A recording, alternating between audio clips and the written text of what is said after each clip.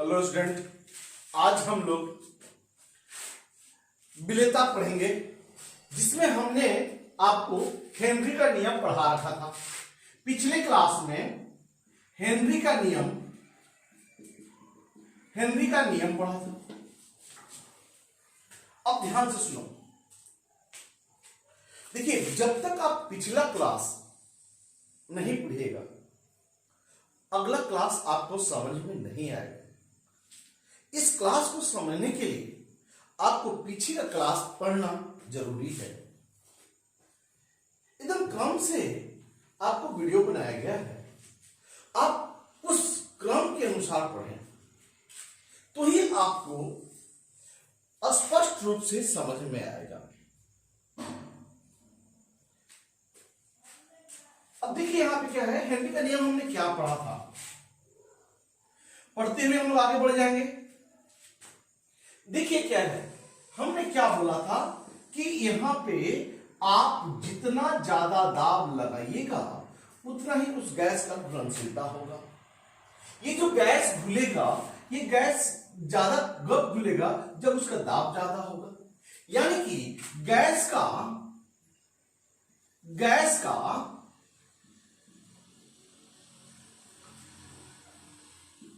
आंशिक दाब जो होगा, गैस का आंशिक दाब होगा, हमने बात कर चुका है कि आंशिक दाब जो होगा वो समानुपाती होगा किसका, तो द्रव में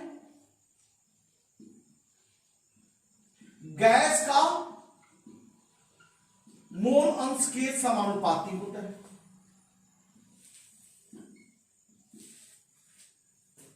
अब आप बताओ, जब आप समानुपाती हटाते हो तो एक स्थिरांक देते हो, जो हमने कल के क्लास में पिछले लेक्चर में हमने बात कर चुका है।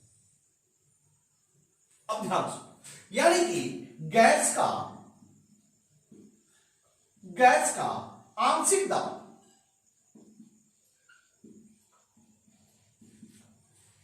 बराबर केज द्रव में गैस का मोल अंश। अब देखिए यहां पे, अब ये इस केज क्या है, केज एक स्थिरांक है जिसे हेनरी का नियम का स्थिरांक कहते हैं। हेनरी के नियम का स्थिरांक कहते हैं। हेनरी के नियम का स्थिरांक कहते हैं। अच्छा इसने अभी केज का वैल्यू कैसे निकालेंगे, तो हम देख रहे हैं क्या, ये दोनों एक दूसरे का समानुपाती है। तो जब इन लोगों का ग्राफ खींचा जाए, तो किसी भी इसके बीच में ग्राफ खींचा जाएगा तो गैस का आंशिक दाब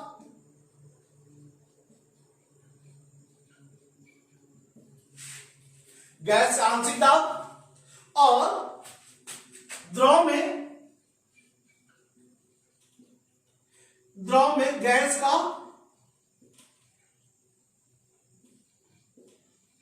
मोल अंश के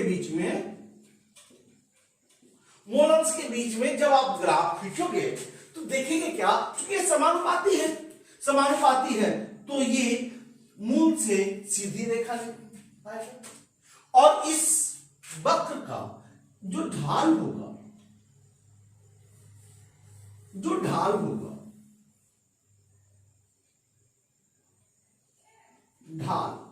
ढाल बराबर टेन थीटा। टेन थीटा का मतलब गैस का आंशिक दाब बट्टा में द्रव में गैस का मोल अंश।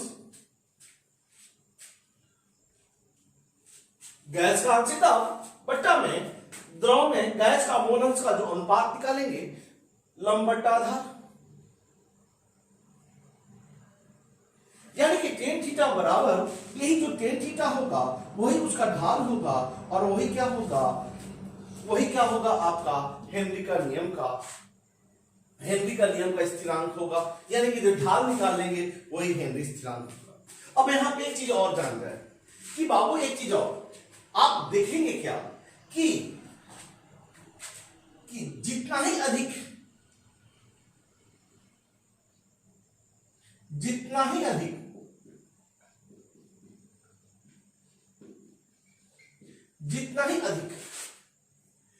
केज का मान होता है,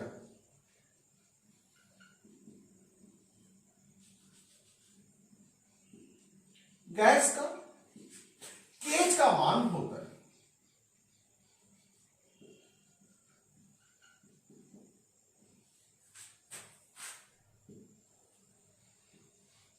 जितना ही अधिक गैस का निश्चित दाब पर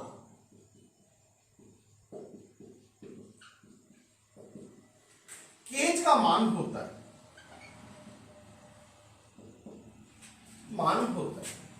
केज का मान होता है, उतना ही कम उस गैस का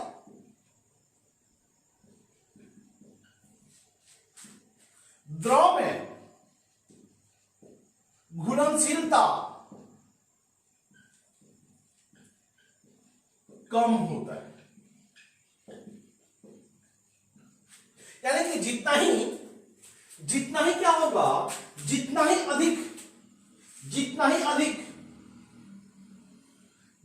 अधिक उस केज का मान होगा, बस सिंपल सी बात है, उस गैस का घुलनशीलता उतना ही क्या होगा, कम होगा।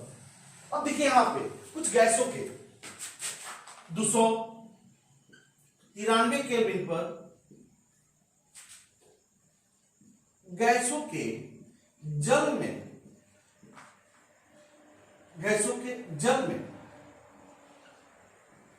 घुलनशीलता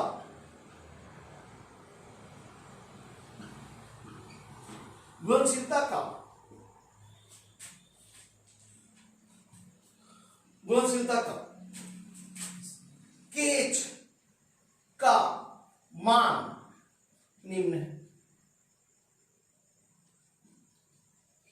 जैसे अगर हमको हीलियम का क्या है तो 145, हीलियम का कहा तो कितना 145। अगर हमको नाइट्रोजन का बोला तो 76। अगर हमको हाइड्रोजन का बोला तो 69। तो आप बताइए कि इन तीनों गैस में किसकी घुलनशीलता सबसे ज्यादा होगा? तो जिसका केज का मान क्या होगा, कम होगा। तो सबसे कम किसका है, H2 का है, तो इसलिए इसकी घुलनशीलता क्या होगा, कम होगा। यानी कि एक लाइन में हम लोग बोल दें घुलनशीलता का क्रम क्या होगा, घुलनशीलता का क्रम क्या होगा, सबसे ज्यादा कौन घुलनशील होगा, H2। सबसे ज्यादा कौन घुलनशील होगा, तो H2। इसके बाद कौन होगा, तो N2। और सबसे कम कौन होगा, तो सबसे कम किसका होगा, तो हीलियम का। सबसे कम घुलनशीलता किसका होगा, तो हीलियम का होगा। आप दिमाग में बिठा लो कि जिसके लिए KH का मान जितना ही ज्यादा होगा उससे घुलनशीलता कम होगा।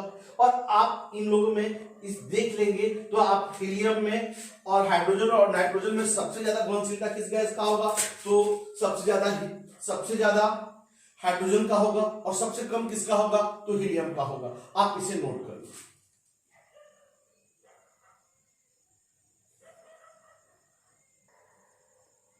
अब देखिए हम लोग हेनरी के नियम का अनुप्रयोग पढ़ा है। हेनरी के नियम का अनुप्रयोग, अब देखिए यहां पे बताया जाता है हेनरी का नियम का जो अनुप्रयोग है हम लोग डेली लाइफ में है। अब जैसे आप अब क्या है, सबसे पहले आप कार्बनीकृत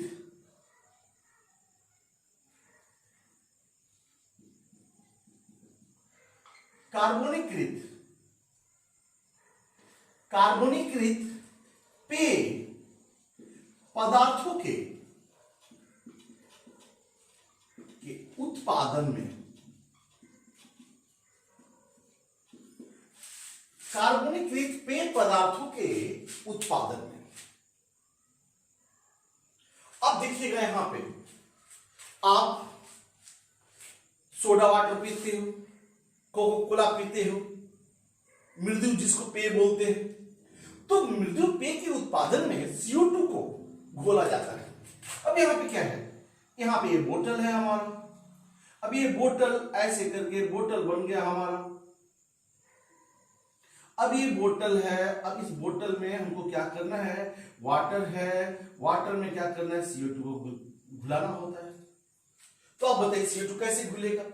ये CO2 घुलता है कैसे, जब हम CO2 को क्या करते हैं, हाई प्रेशर पे सील कर दिया जाता है। यानी कि CO2 के सोडा वाटर में, मृदु पेय में CO2 की घुलनशीलता को बढ़ाने के लिए उच्च दाब पर इसे बोतल को सील कर दिया जाता है। अब देखिए, अब जैसे ओपनर से ओपन करती हूं, जैसे आप ओपनर से ओपन करते हो, तो आप जैसे ओपनर से ओपन कर देते तो क्या होगा, यहां पे तो गैस जो है उच्च दाब पे है और यहां पे निम्न दाब में है। अब जानते हो गैस उच्च दाब से निम्न दाब में आना चाहता है, तो ये गैस तो आएगा ही आएगा, क्योंकि घुला हुआ है, और घुला होने के चलते ये अपने साथ द्रव को भी झाग के रूप में निकाल देता है। यानी जैसे ही ओपनर से ओपन करते हैं तो ये झाग के रूप में निकलना शुरू हो जाता है। इसका मतलब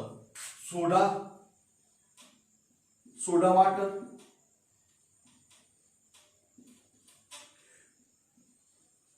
मृदु पेय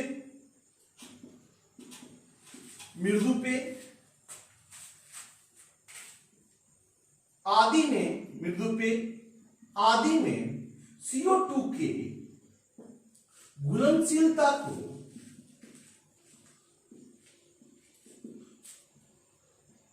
बढ़ाने के लिए,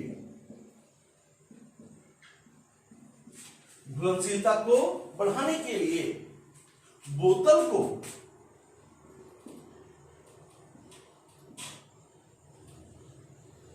उच्च दाब पर सील किया जाता है।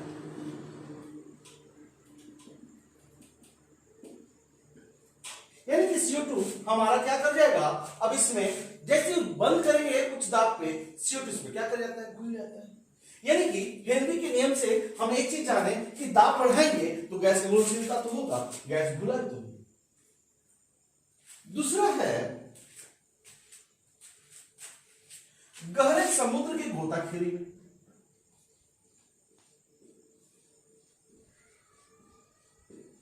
समुद्र के गोताखोरी में,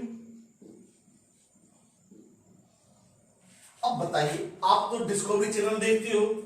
अब डिस्कवरी चैनल में क्या करता है कि बीच में एक सिलेंडर बांधता है, छपाक से चला जाता है और वो अंदर ही रहता है, बहुत देर तक अंदर रहेगा। तो क्या होता है, गोताखोर जो होता है, गोताखोर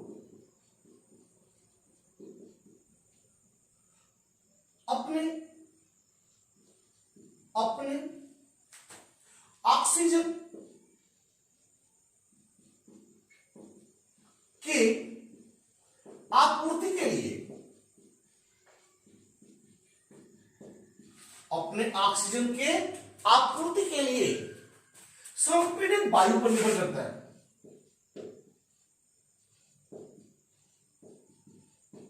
संपीड़ित वायु पर निर्भर करता है।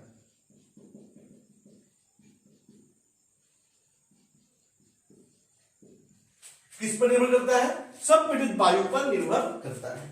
आप तो जानते हो, अब वो नीचे चला गया हेनरी के नियम से। हेनरी के नियम से, जब हेनरी का नियम से क्या करता है कि हेनरी के नियम से नाइट्रोजन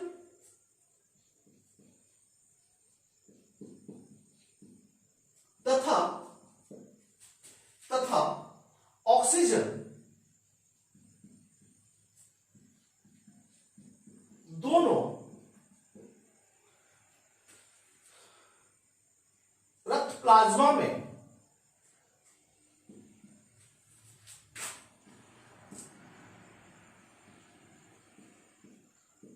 घुल जाते हैं और अन्य द्रव में भी घुल जाते हैं। जो शरीर में जो द्रव है घुल जाते हैं। अब जैसे नीचे गया, अब प्रेशर नीचे गया तो प्रेशर तो बढ़ेगा ही बढ़ेगा रे बाबू, दाब तो बढ़ेगा ही बढ़ेगा, और दाब बढ़ा तो दोनों नाइट्रोजन और ऑक्सीजन दोनों रक्त प्लाज्मा में घुल जाता है। अब जानते हो कि ऑक्सीजन का उपयोग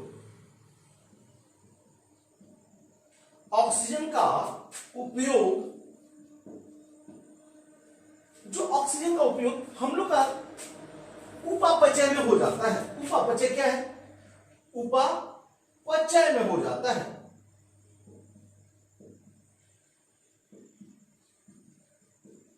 यानी कि फिर से समझिए, सिलेंडर से गया, सिलेंडर लिया, अंदर गया तो दाब बढ़ा तो नाइट्रोजन और ऑक्सीजन दोनों क्या कर गया? घुल गया।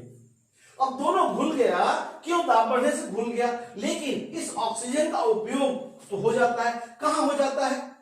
उपयोग उपापचय में हो जाता है। क्यों? क्योंकि हमको शरीर में एनर्जी चाहिए, एनर्जी के लिए ग्लूकोज टूटने के लिए ऑक्सीजन चाहिए। हम लोग श्वसन क्यों लेते हैं भैया? इसीलिए तो उपापचय के लिए तो लेते हैं। एनाबोलिज्म कैटाबोलिज्म दो तरह का प्रक्रिया होता है। ये आप एनर्जी सारे काम करते हो तो ये ऑक्सीजन लेते हुए ये ऑक्सीजन नाक से फेफड़ा में जाता है, फेफड़ा से सारे शरीर में हर ऊतक में चला जाता है, और वो ऊतक में माइटोकॉन्ड्रिया होता है, टिश्यू सेल होता है, हर ऊतक सेल से बना होता है, हर सेल में माइटोकॉन्ड्रिया होता है। और माइटोकॉन्ड्रिया में आप लोग पढ़े हो 10th में, माइटोकॉन्ड्रिया में क्या होता है कि ये ऑक्सीजन को लेकर के ग्लूकोज को तोड़ता है, इसीलिए ग्लूकोज को तोड़ता है तो एनर्जी उत्पन्न होता है, उसी एनर्जी से हम लोग काम करते हैं। यानी कि ऑक्सीजन के द्वारा हमने इतना सारा प्रक्रिया होता है, उसका तो उपयोग हो जाता है। परंतु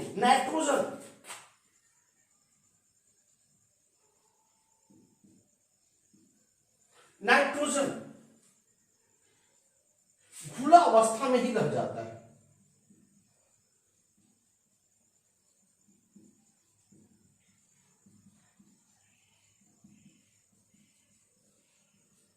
खुला अवस्था में ही रह जाता है। अब जैसे ही गोताखोर बाहर आता है, जैसे ही गोताखोर बाहर आता है, जैसी गोताखोर क्या आता है? बाहर आता है, तो ये क्या कर जाता है? नाइट्रोजन में घुलनशीलता में कमी हो जाता है, नाइट्रोजन बुलबुला का निर्माण कर देता है। नाइट्रोजन क्यों? क्योंकि दाब तो कम जाएगा, तो नाइट्रोजन बुलबुला का निर्माण कर देता है।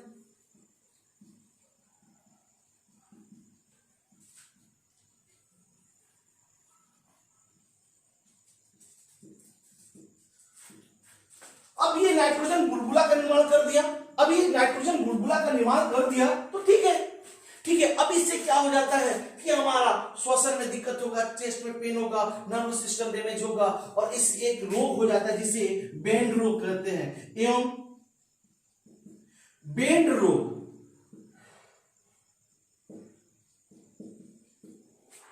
उत्पन्न हो जाता है।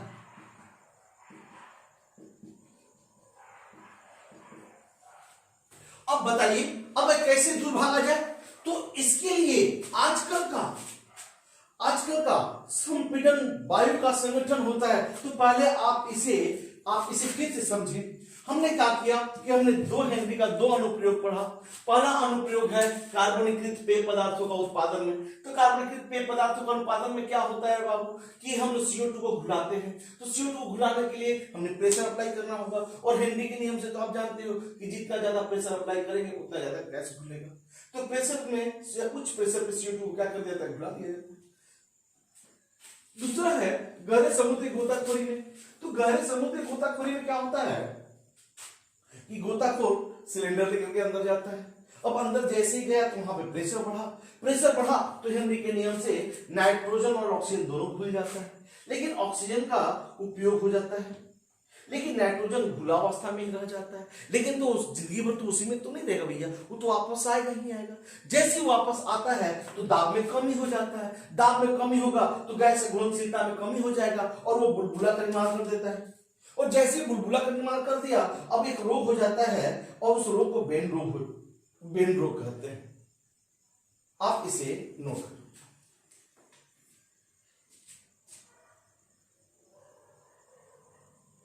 देखिए अब जो है कि संपीड़ित वायु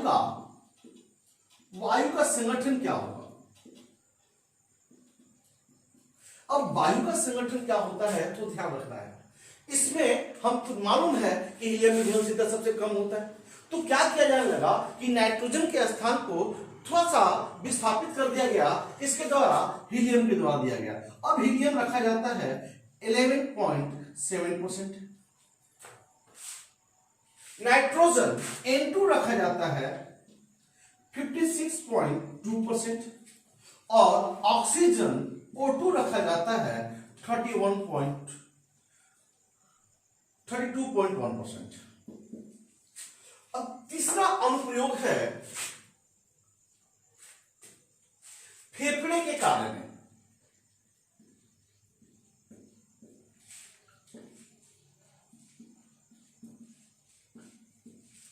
देखिए फेफड़े के कार्य में हमारा हेनरी नियम का क्या अनुप्रयोग है। देखिए हम सांस लेते हैं, हम लोग क्या करते हैं कि सांस लेते हैं, ये मान लो कि मानव है, ऐसे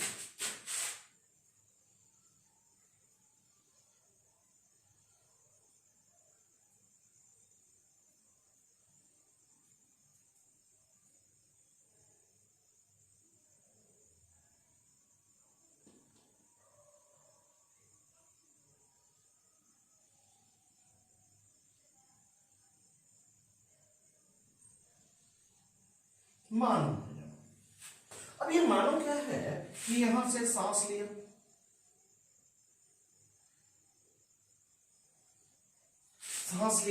ये सांस लिया तो ये हमारा ट्रेकिया में गया, ट्रेकिया से ट्रेकियोल में गया और ये ट्रेकियोल जो है ये हमारा फेफड़ा में जाकर के खुल जाता है, फेफड़ा में खुल जाता है। अब ये फेफड़ा में भी बहुत सारे एयर सेक होते हैं जिसको अल्वुलाई बोलते हैं, अल्वुलाई बोलते हैं। यानी कि हमारा यहां से वायु जाता है, ये नॉस्ट्रिल होते हुए, नाक होते हुए, ये सीधे ऐसे होते हुए हमारा फेफड़ा में गया, फेफड़ा के बाद ये हमारा नॉस्ट्रिल में गया। अब ये एयर सेक में गया। हम इस एयर सेक को बना देते हैं ऐसे, यहां पे ऐसे ब्लड का भेसल होता है, ब्लड भेसल होता है, यानी कि रक्त वाहिनियां होती हैं। ये रक्त वाहिनी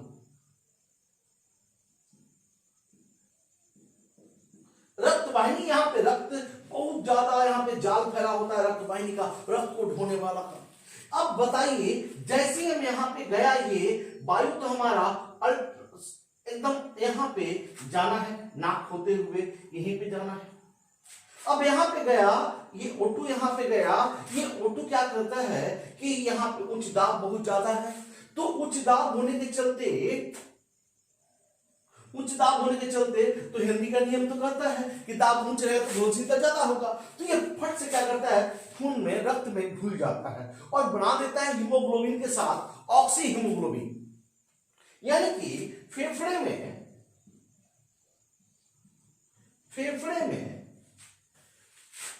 ऑक्सीजन का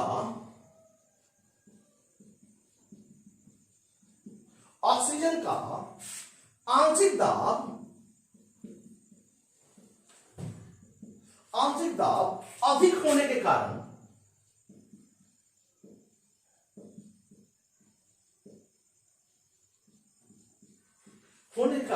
रक्त में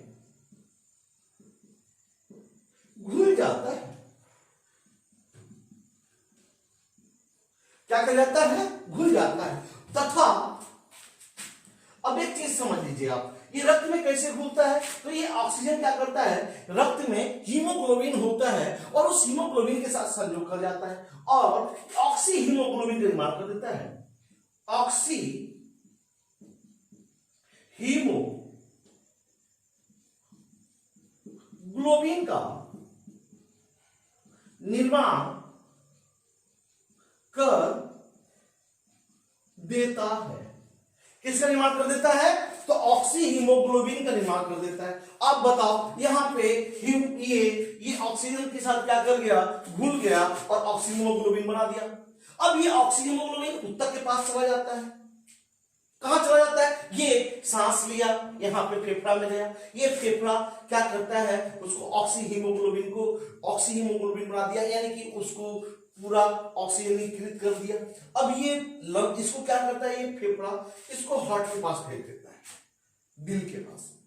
ये दिल क्या करता है कि उसको पंप करता है और पंप करके सारे शरीर के हर जगह भेज देता है, यानी कि ये हर ऊतक के पास भेज देता है। ऊतक में ऑक्सीजन का आंशिक दाब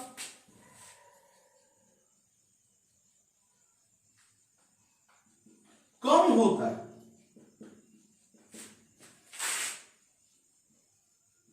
तथा आंशिक दाब कम होता है अतः यह वियोजित हो जाता है।